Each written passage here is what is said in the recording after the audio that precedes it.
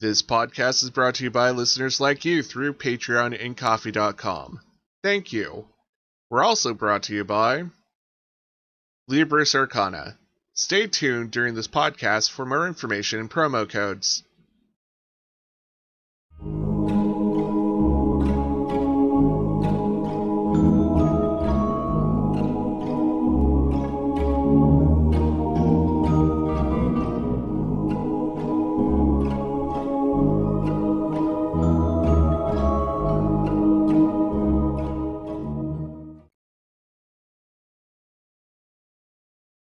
So yeah, you see the fancy sculpted bushes. You see the fountains. You also notice that every once in a while there seems to be crystal balls on pedestals, every so often, and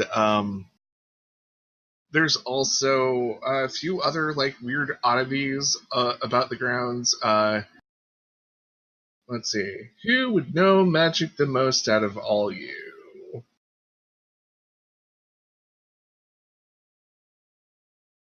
Nocturna, yeah. Nocturna, you do notice that there are arcane symbols every once in a while on columns that just happen to be out and about, not really particularly holding anything up. Strange. And if you want any more information, you can try to give me an Arcana check. Yes, I'd like that. Okay. Nice. You get something whispered to you. 22 is an excellent number. At least he's off the 15 kick. Yeah? Yeah. Yeah, so she would be over, she'd walk up close to it and just kind of raise her hand to her face and look closely at the symbols. You said there were orbs occasionally, too? Yep. I mean, if you have yeah, you can also do either an investigation or an Arcana check if you feel like there needs to be an inquiry about it. Well, I definitely want to examine the orbs. Alright, roll me an investigation. Wow. Okay, this is when everybody starts doing very well, and I just give away the plot. No. You haven't gotten to me, though. Yeah. So, Roscoe, how familiar are you with magic items?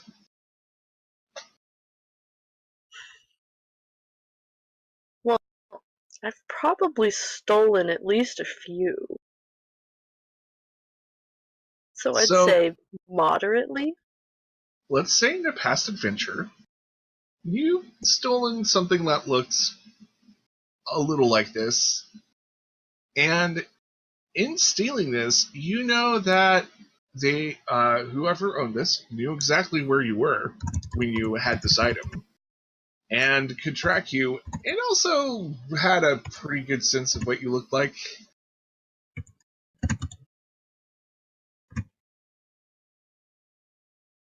So it might be something to watch people. No, it's definitely something to watch people. Okay. So you all go up the path. I'm going to say that in the intervals that you were coming in, you can see each other. You guys are, within dashing distance, moving and dashing within each other. So at least 60 feet, if not a little bit longer, depending on who you are. Maybe 50 feet. Yeah, and you're all stopped at the door. Each and every one of you, because who would be the one who knocks first? That would be me, because why not? Well, you are most... Mona and I get there first? Yeah, technically. Oh, well. Well, no, wait, I got distracted by the orb. Yeah, and I'm just distracted, slowly dying. Okay. I mean, it would make sense that Kiriyoshi does knock first because he is most familiar with the Baron and has, as stated, done a job or two. So there's a knock. There's a little bit of wait. The door. First, a panel actually slides down, and you see a face. The face looks at all of you. You can tell that it looks much like a guard because of the helmet and some of the enamel painting on it, on the helmet. Not the guard, because that would be weird. And he asks all of you to hold up your invitations. I hold up my invitation. I hold up my. I'll pull mine out from between my books and show it to him. And he looks them over. He nods. The panel goes back up. And he opens the door to the manor. You are greeted by a nice foyer, or foyer, depending on how you want to pronounce that. And it's a nice tiled marble floor. It has staircases going up either side to a mezzanine. There is a full portrait of the Baron and his family. There are vases and flowers and busts. It's a very nice, posh place. Dante will look around with his old sort of noble heritage kicking in a little and sort of appreciating his surroundings. And then looking the complete contrast of a noble, he'll sort of uncap his little flask and take a little sip. Too many memories. It's like, reminds me of home. Oh no. Nice. Okay, so you're all in here. There is a guard that is right behind the door. He closes it and locks it up again. It seems like security is very secure here.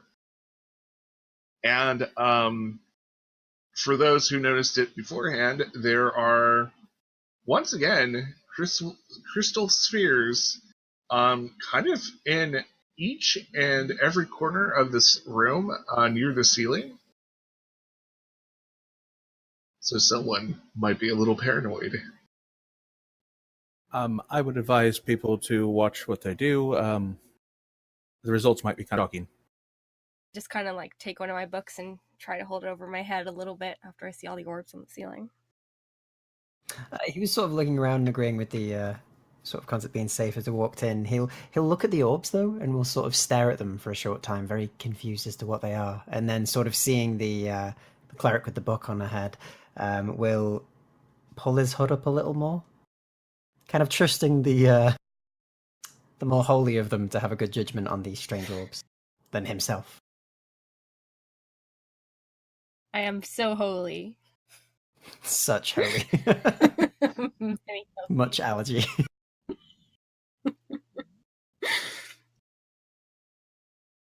Actually, all of you roll me perception checks in here. Let's see what else you notice other than the obvious things. Oh, it's so much better. This time I'm not paying attention. 21. Next turn out. What is distracting you at the moment? So, at this time, it would be like you'd see her motion to her face and mutter something under her breath, and her form shimmers for just a second and then goes back to the half-elf. Nice. And those who are observant enough, I would say Dante and Roscoe, you do see this slight glimmer that happens. It's weird. Yeah, and Roscoe, you start noticing like small details, not only in your surroundings, but on your I was going to say teammates, but you're not exactly a team right now. So yeah, Dante, well, you already know about your friend, or I guess friend is kind of a strong word too. Traveling companion, Kiriyoshi, you notice that he has a bunch of scars. He's also well built, and you know, he has a trident that looks fancier than usual. And it's kind of weird that he has a trident in the first place. Roscoe, you probably noticed on Dante the jewels and stuff that are among his. Would you call them rags? I would certainly say they could be called rags, yeah. Okay. I didn't want to say rags just in case you were like, it's a street chic, you know. yeah. Oh, those hipster monks. All the rage these days. Yeah, houses are too mainstream. They have potions and avocado skins now. Yep. And the rest of you, except for Nocturna, who's kind of in her own headspace at the moment, notice that there is,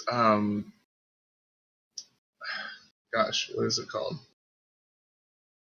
I was doing so well until I started playing today. Paul's forgetting how to brain, guys. Just yeah. Oh gosh. Oh no. You notice that there is a lot of gold leaf here.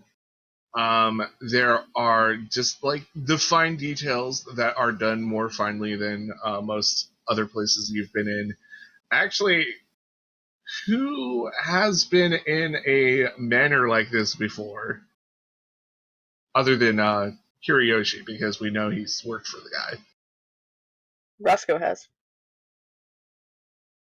I think Mona would have as well. Her parents' house. They're pretty well off.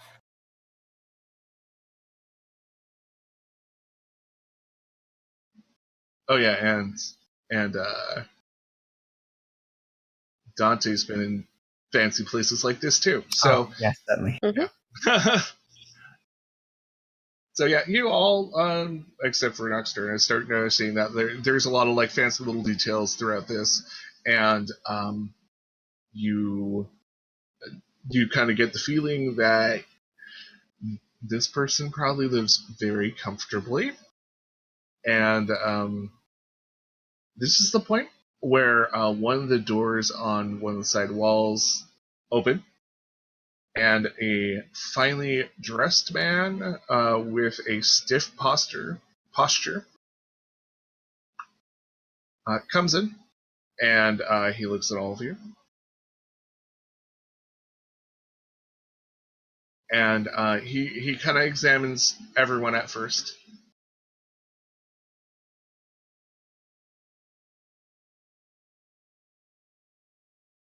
And he says, "Oh, you must be here for the job. Come right this way." And he motions for all of you to follow him.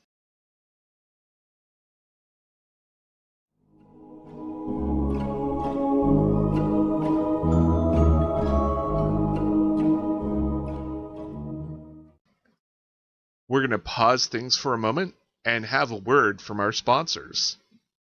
This podcast is brought to you by listeners like you through Patreon and Ko-fi.com.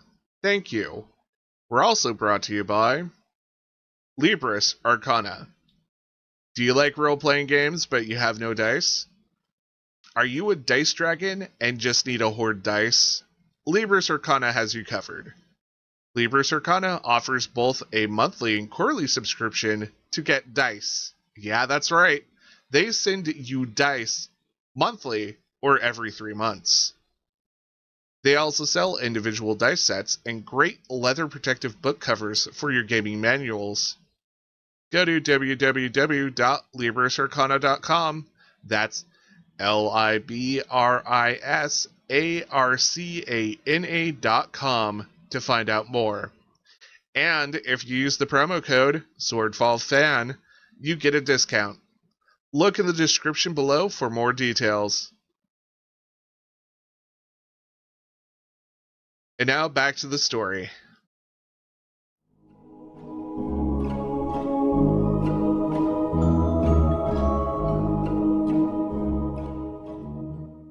We follow him in. Yeah, Oh, Dante I- will sort of stagger along. Yeah. Gonna use a second book for covering my head now as we keep going. Just dual wielding books. Yeah, Follow just it. in case. Gotta be safe. Roscoe is going to offer Dante some support since he's wobbling a bit. Thank you. Yes, he says, and sort of gives you a bit of a very pleasant smile.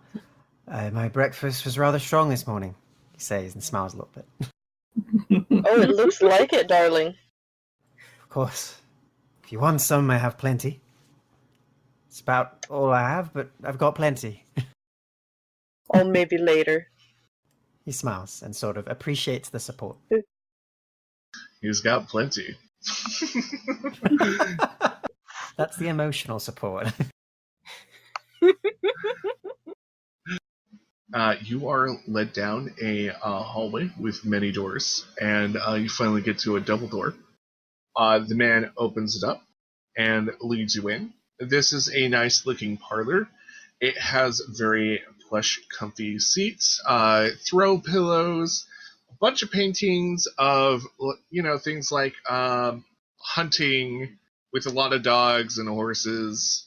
Also, a few like wall-mounted weapons that look quite exotic. One of them even is what's kind of rare in this world, a flintlock rifle that's mounted, and it looks very nice, and it's been highly decorated.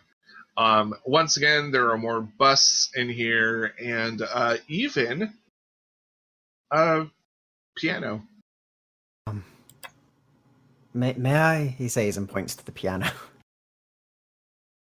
And the man looks at you and nods. Would anyone like something to drink? Yes. No, thank you. I'm I fine, would. darling. Yes. Wine. Agreed. Wine? Yes, please. Okay. And I'm willing to take their share too, he says. He gestures to the two that said no. For the team. Nods. Understood. And he leaves. He closes the double doors. And you guys swear that you hear a walking noise behind him. Once again, since you're all kind of starting to notice, there are, crystal spheres that are put up near the ceiling, and yeah. So you start playing the piano, Dante. Yeah. He will try. Roll a performance check. It's a solid crit one. He thinks he's brilliant.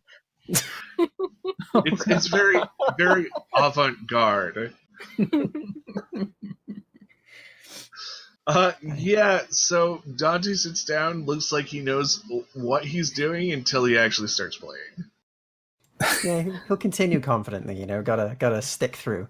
But otherwise, we'll sort of, after a bit of playing incessantly, he'll stop and just kind of go, it's a little different from the flute. Slightly. Less blowing, he says, and continues to play. Oh. Roscoe is still going to applaud. Aw. I'm gonna tap the books together to applaud. Are you trying to keep beat? Yeah. I'll roll a performance for that. Let's see. Yes, roll your performance for that. Let's see how much worse it can get. Oh, I have excellent book beat actually. I'm gonna say, at least Dante, you are keeping in time because of Mona right now. But whatever you're playing, even though it's like in time and may have like the correct measurements of notes, the notes are just a mess. It reminds me of a Kinku bard I met once that sounded just that when he was drunk. That's fair. Yeah, gathers that in his own imaginary world, addled by the alcohol that he's got in his system, sort of feeling very happy this morning, and with these very nice new people, he feels like he is a god of piano, and will play passionately, horribly passionately. Kiryoshi's just going to admire his confidence. And as the performance finishes, he'll sort of stand on the bench and take a deep bow from the waist, and then sort of half tumble off the chair and then land on his feet and just sort of hold his hands out to steady himself. Nice. Can you describe the chairs that are around this table that you said was in here? So the chairs are they're more like love seats, so they can fit like at least 2 people. And there's about 4 of them. So you'll definitely have to sit by someone. They are plush. They are they seem to have a fine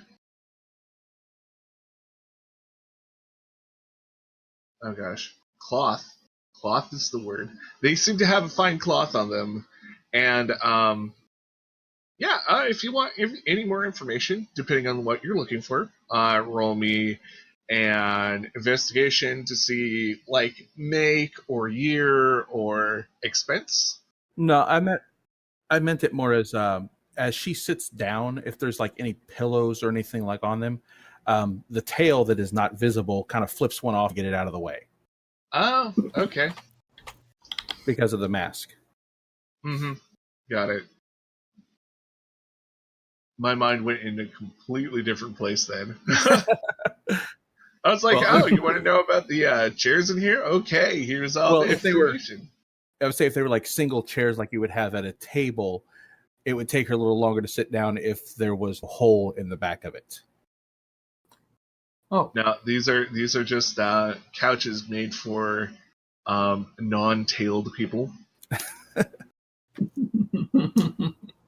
Well, Roscoe is going to take Dante's arm and guide him over to one of these love seats.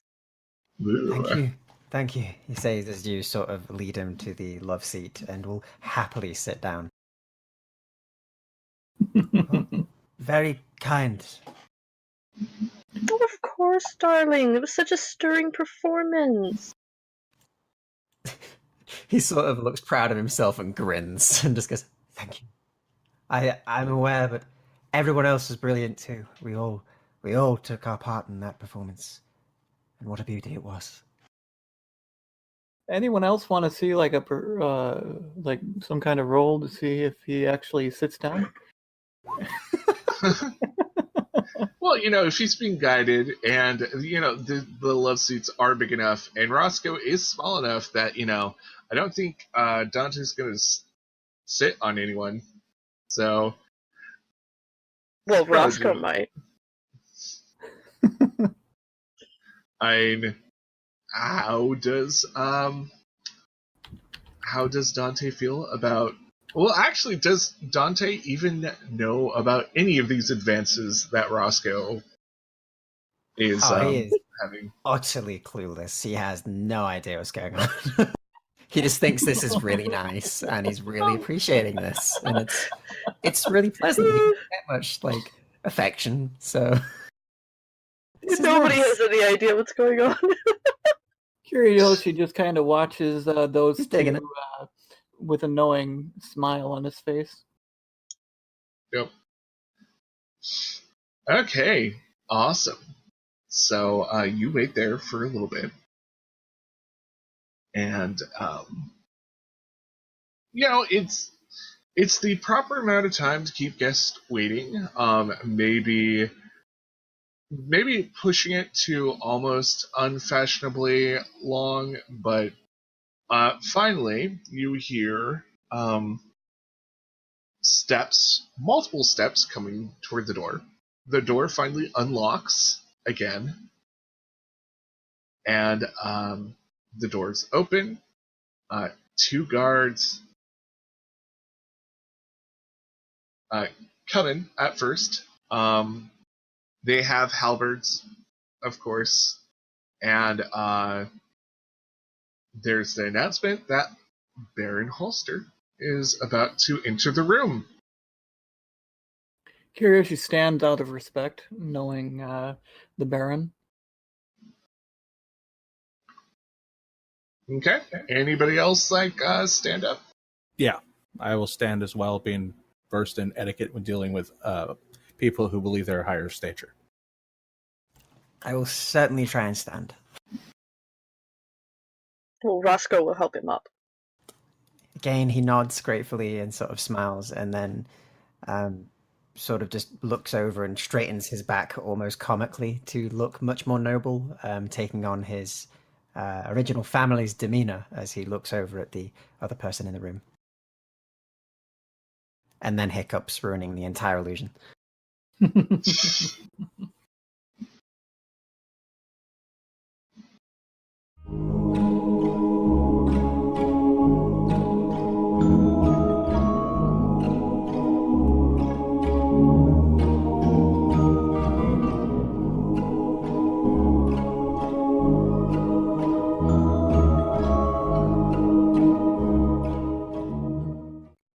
This podcast is powered by listeners like you. Thanks. Please like, comment, rate, share, and subscribe wherever you can. Consider supporting us through Patreon, Ko-fi.com, or by hitting the listener support button on our Anchor.fm page. Follow and interact with us on Twitter, Instagram, Facebook, and Discord. For all these links, look in the description below. If you liked our podcast, consider listening to these other great podcasts. Actual play comedy podcasts are awesome. We can all agree on this, right? What if they're in outer space? Or have a cast that don't take themselves too seriously? If you think yes to any of these questions, then you'll love Experience Points. We're all queer cast playing Starfinder while trying to survive whatever bombshells our GM Miyu can dream up for us. We're an impulsive bunch who like to rush into things, which has landed us into some surprising situations. Have you ever accidentally wandered onto an undead nude beach, woken up on a haunted ship that's about to explode, gone fishing in space? We have. Come join in the adventure as we traverse the galaxy, leaving a trail of pink glitter in our wake. We're a diverse group who have combined our passions for tabletop role-playing to craft the tale of the Adventure Hookers, a band of unlikely adventurers who are in completely over their heads. Listen to Experience Points today wherever you find fine podcasts. Then, come say hi to us on Facebook at Experience Points or on Twitter at EQ Points. We'll be sure to unroll the pink carpet and have a cup of space chamomile waiting for you.